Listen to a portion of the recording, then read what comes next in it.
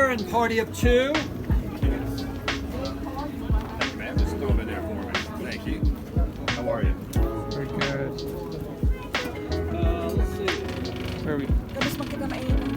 Anita, party of one.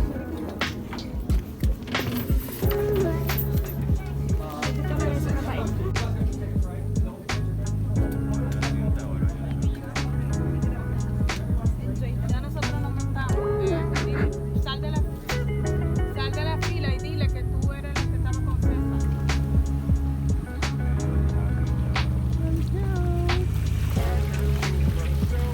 Welcome aboard, everybody. Welcome to the Winter Park Scenic boat tour. Can y'all hear me okay in the back? Yes. You okay? Now today we're going to be going into 3 lakes and 2 canals. We're going to start right here at this lake. This lake is called Lake Osceola, and it was named after the great war chief. James Capen built this house in 1885. But what makes that house so unique is that James Capen built it on the other side of this lake. In order to get it where it is today, they had to float it. Oh. So when we get to that side of the lake, I'm going to explain just how they floated that house across the lake. So y'all remember James Capen, 1885, okay? It's going to be a quiz. You know what happens if you don't pass the quiz.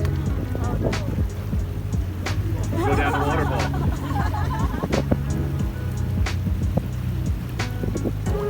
Now we're coming into our first canal. This is called the Fern Canal. And this canal was hand dug in 1870. They dug this canal for lumber before citrus really took off here in Central Florida. We were known for our lumber and our cattle export. So they dug this canal to shoot lumber through to the sawmill at the other end of Lake Virginia, where they would ship it up north with a carriage company, the Horse and Buggy Carriage Company. This is back in 1870. And they would come down, harvest our cypress, ship it up north, and make carriages out of it.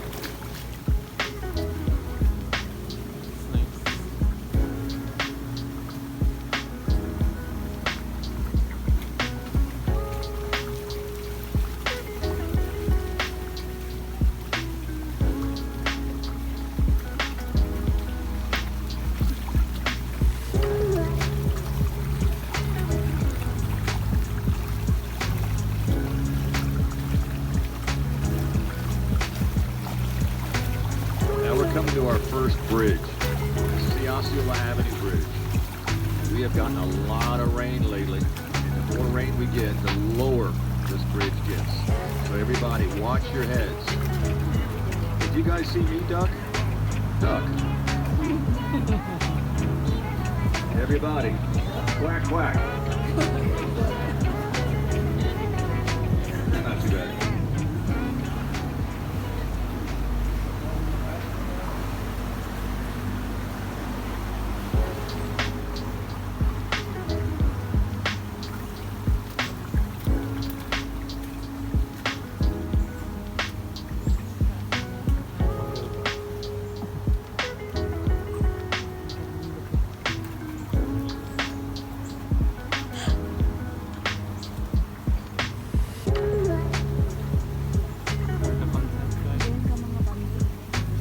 Chinese bamboo, I think.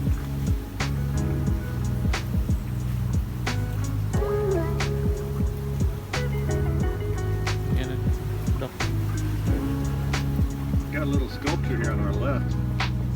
That's Jeremiah. He was a good friend of mine. Hi, Jeremiah.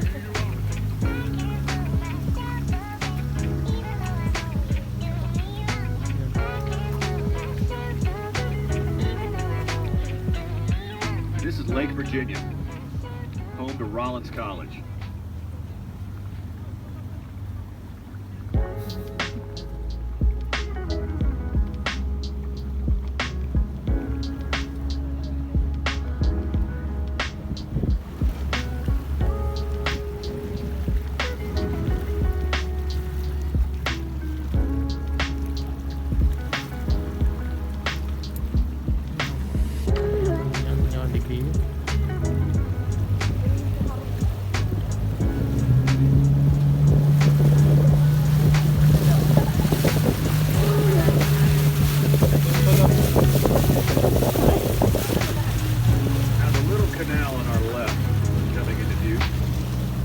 that little canal leads to Lake Mizell.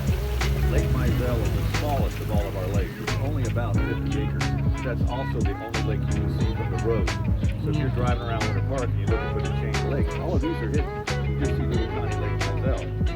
Now this peninsula is named Windsong, and it has 4 estates on it. This first estate in 1927, that was the Winter Park Gentlemen's Club. Can you imagine that in the 20s as a gentleman's club? Yeah, if those walls could talk. They probably scream. Rollins took it over briefly as a music department, and now it's just a privately owned estate. So if you're lucky enough to have one of these 4 estates, you would have your coffee and sunrise overlooking Lake Mizell, your sunset and cocktails overlooking Lake Virginia. Not bad. That's nice. Not bad at all. I'm never selling it.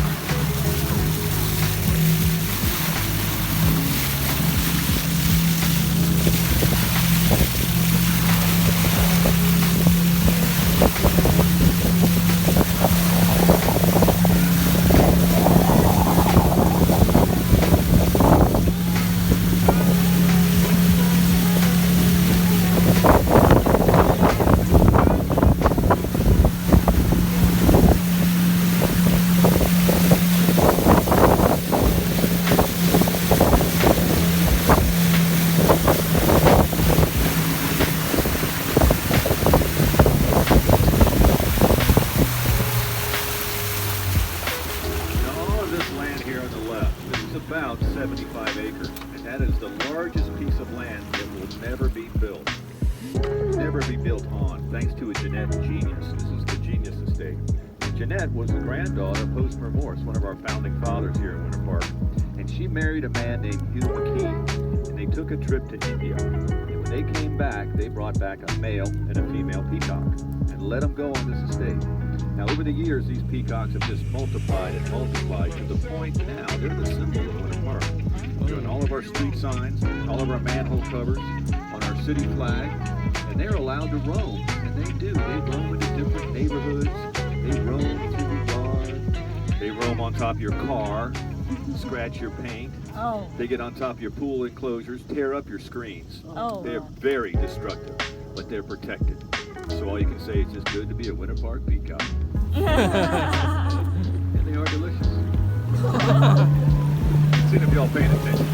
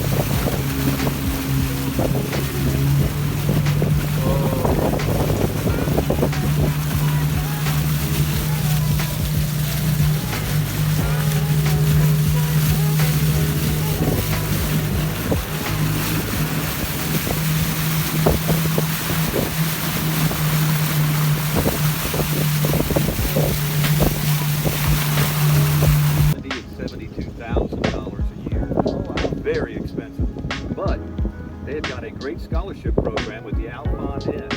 The Alpha Inn is a 4-star hotel in downtown Winter Park, and all their profits, all their proceeds goes to a scholarship fund for Rollins. So about 85-90% of these students all have some kind of financial aid.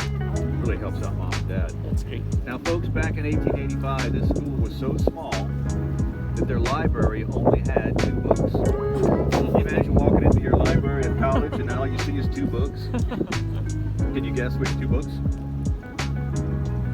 The Bible. Yeah. Bible's one.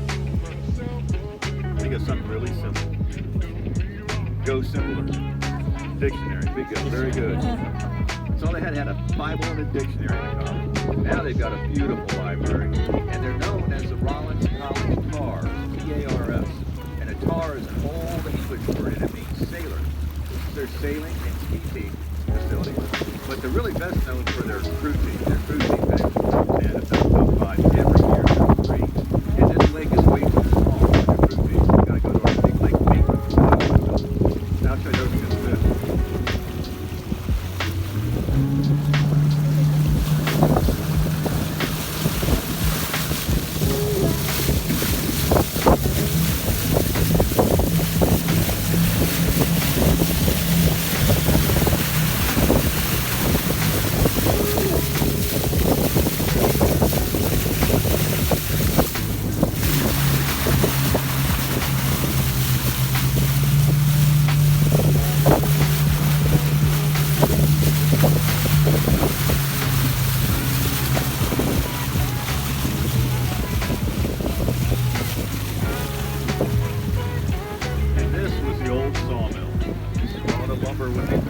They would load it onto a really small gauge train, and they would train it out to Orlando, where they would ship it up north for the buggies. Now this train was so small that every time they loaded it up, the darn thing would derail. But it was small enough that the guys could actually get off the train, pick it up, and put it back on the track. So they nicknamed it the Dinky Line because it was so small. That name stuck. The Dinky Dock. Public dock, public swimming, as you can see. There's 2 little slips over here on the right. You can put in anything you like. No matter what kind of boat you got, put it in there for free, and you have access to the entire chain of lakes. Now, if I have any anglers on board, that is the best place to catch a bass in Winter Park. I've caught more bass off a Dinky Dock than any other dock around here. So if you guys or gals like to fish, that's the spot. You will catch a bass off that dock. I'm telling you, that's a good place to fish. I go down there and watch them go fishing. Yeah. You go to that dock, you'll get attacked by alligators. Yeah, I'm going to start saying that. Yeah. I think that'll keep them off the dock. All right. What is it saying? That's alligator dock. Don't put me in there. Now, folks, this little building, that's another dormitory for the Rollins students. And the only reason they even bring it up is because of that dock there in the foreground. That's the famous Rollins College study dock. You can tell. You'd be hard pressed to ever find a book in that dock. I've seen coolers stacked up on the dock. But you got to be careful, because your next door neighbor in that Spanish villa, that's where the president of Rollins College is. Take a book down to that dock, save your scholarship.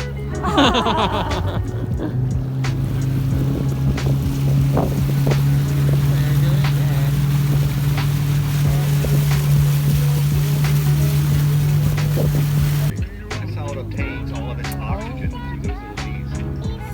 So you first.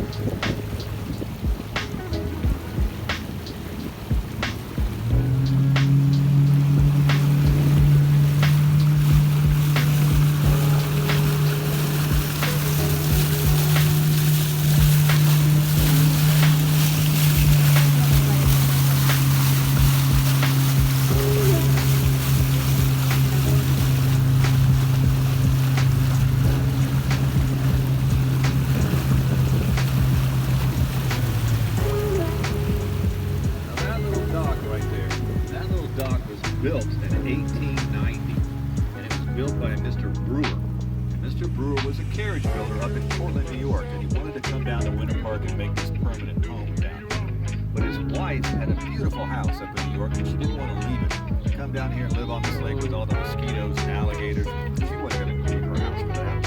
So Mr. Brewer did this for his wife. He built his wife an exact replica of her house in New York. That is her exact same house up there. 7 bathrooms, 8 bedrooms, 2 kitchens, and a ballroom. Mrs. Brewer came to Winter Park, saw that house, and became a Winter Park resident.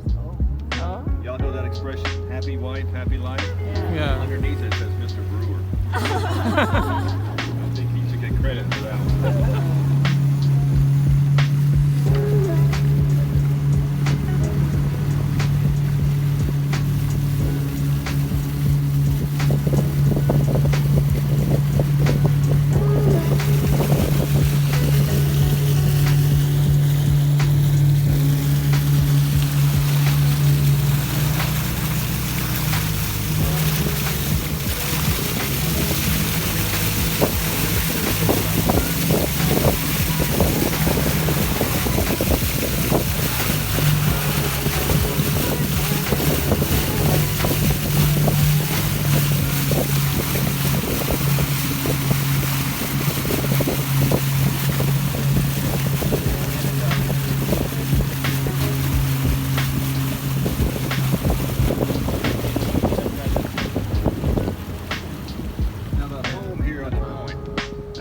By a man named James Gamble Rogers.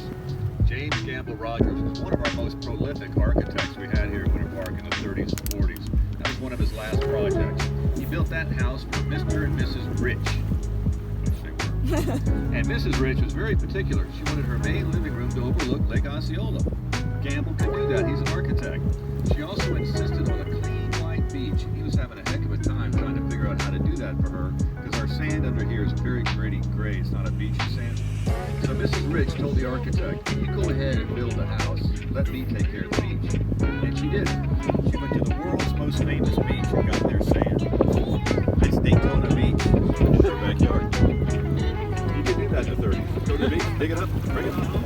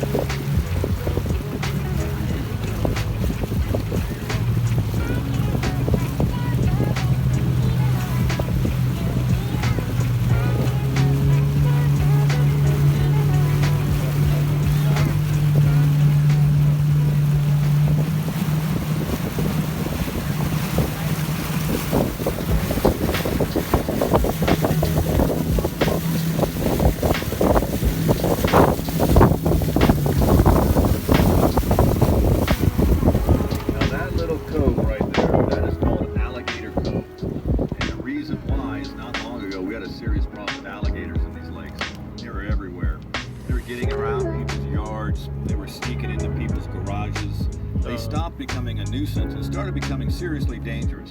Florida Fish and Wildlife came out to that little cove and they extracted 180 of them. Wow. Scooped them up, took them out, and they dropped them off into poor little Lake Jessup.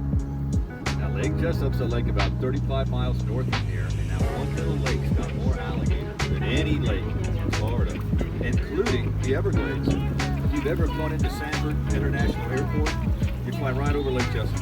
Look out the window. All you see in Jessup are rocks everywhere. Rocks. They don't have rocks in Lake Jessup. That's all alligators. Oh. And because of that extraction now, we have very few alligators. I'm from here, and I'm used to seeing them in early June. That's their mating season. And they pop up and they're looking for love everywhere. I haven't seen an alligator in any of these lakes in 2.5, almost 3 years. I know there's some here because I've seen their tracks. But I think the word's out, if they get caught, they get sent to Lake Jessup. Alligator jail.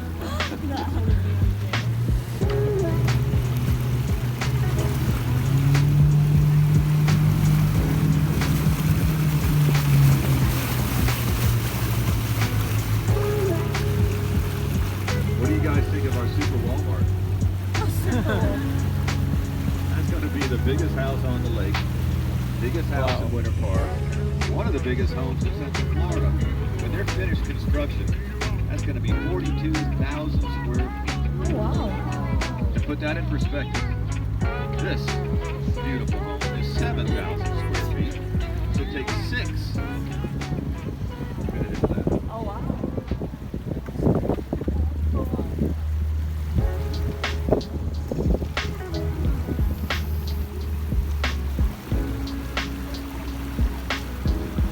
I shouldn't do this to you guys. Y'all want to hear a terrible joke? See that statue? That statue is facing north. So we call that our southern exposure. Sorry, I had to get one bad joke. Now I feel better. Now this is the Venetian Canal. This canal again was hand dug in the 1870s. But unlike the Fern, this was dug just to connect 2 lakes. So what they did is they just dug up an old creek, made it into a canal.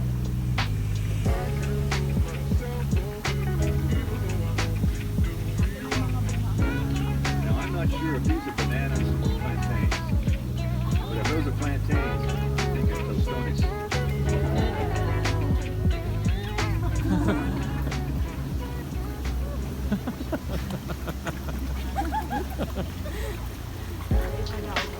And we're going to scoot under Palmer Avenue. And if you look up to your right, you'll see some pretty orchids.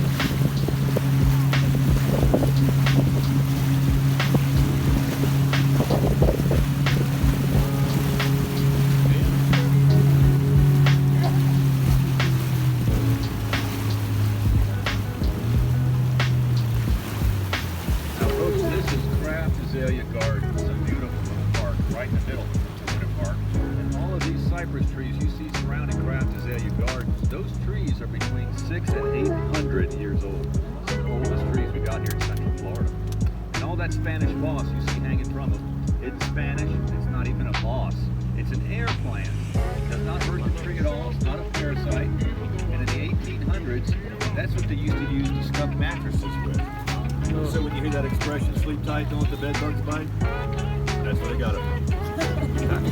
Crafted Day Garden is open every day, closes at sunset.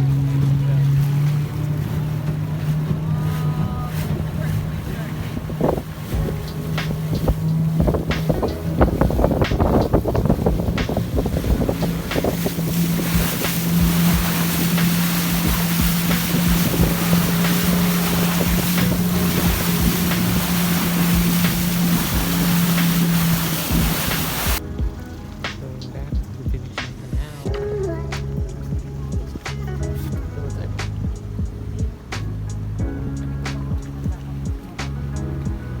Oh yeah. Really? Oh yeah.